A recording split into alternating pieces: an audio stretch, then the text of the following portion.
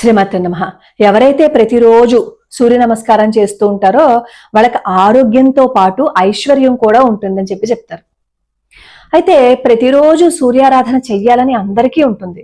ఆదిత్య హృదయం చదువుకుంటేనేమో ఏదైతే డిప్రెషన్ ఉంటుందో ఆ డిప్రెషన్ పోయి దేనిలో అయినా సరే విజయం సాధించే సత్తా మనకి వస్తుంది. మరి ఆదిత్య హృదయం చదవటం రాని వాళ్ళు ఏం చెయ్యాలి? ఆదిత్య ద్వాదశ నామ స్తోత్రం చదువుకోండి. ప్రతిరోజు మీరు పొద్దున్నే లేచి స్నానం చేసిన తర్వాత ఒకసారి సూర్యుడు ఎదురుగుండా నిలబడి నమస్కారం చేసి కళ్ళు మూసుకుని ఆదిత్య ద్వాదశ నామ స్తోత్రాన్ని చదవడం అలవాటు చేసుకోండి. మీరు అలా చదవటం అలవాటు చేసుకున్న దగ్గర నుంచి చూడండి, జీవితంలో ఎంత చక్కటి మార్పు వస్తుందో. ఇంక ఈ సమస్య తీరదు అని అనుకున్న సమస్యల నుంచి కూడా మనం బయటపడిపోతాం అనమాట.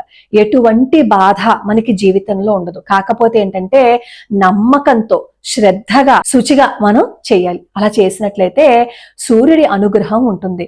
సూర్య భగవానుడి అనుగ్రహం ఉంది అని అనుకోండి, జీవితంలో ఏది మనకి కొరత అనేది ఉండదు. ధర్మరాజు అంతటి వారే సూర్య భగవానుడిని ఆరాధించారు.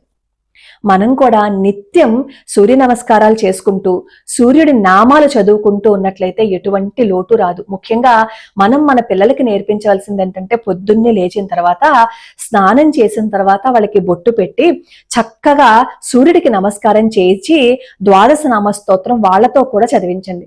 వాళ్ళకి కూడా ఆరోగ్యము బాగుంటుంది, బుద్ధి కూడా చాలా అద్భుతంగా ఉంటుంది.